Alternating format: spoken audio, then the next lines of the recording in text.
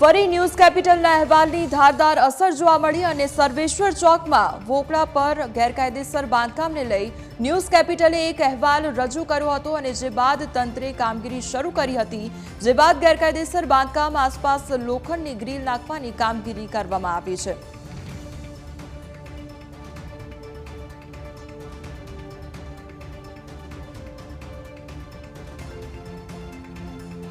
અહેવાલ બાદ કોર્પોરેશન સફાળું જાગ્યું છે। હું તમને જે દ્રશ્ય બતાવી રહ્યો છું તે સર્વેશ્વર ચોકમાં ગઈકાલે ન્યૂઝ કેપિટલે અહેવાલ બતાવ્યો હતો કે કોના પાપે આ થઈ રહ્યું છે ગેરકાયદેસર બાંધકામ। જે રીતે તમે દ્રશ્ય જોઈ રહ્યા છો, કોર્પોરેશન દ્વારા અત્યારે અહીં ગ્રીલ નાખવામાં આવી છે, જેથી કરીને આ વોકળાની જે ગેરકાયદેસર જગ્યા છે, ગેરકાયદેસર આ સ્લેબ કરવામાં આવ્યો છે, ત્યાં ભવિષ્યમાં અન્ય કોઈ આવી દુર્ઘટના ન થાય। ગણેશ ઉત્સવ દરમિયાન 9 મહિના પહેલા ઘટના બની હતી અને જે રીતે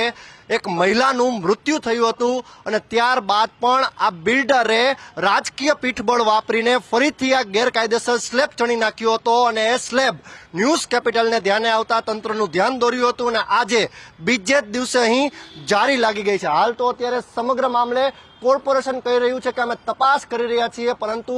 વોકળા ઉપરનું ગેરકાયદેસર જે બાંધકામ છે તેના જવાબદાર કોણ, તે સૌથી મોટો સવાલ હજુ તંત્ર સામે પણ થઈ રહ્યો છે। કેમેરા પર્સન અભય ત્રિવેદી સાથે ઋષિ દવે, ન્યૂઝ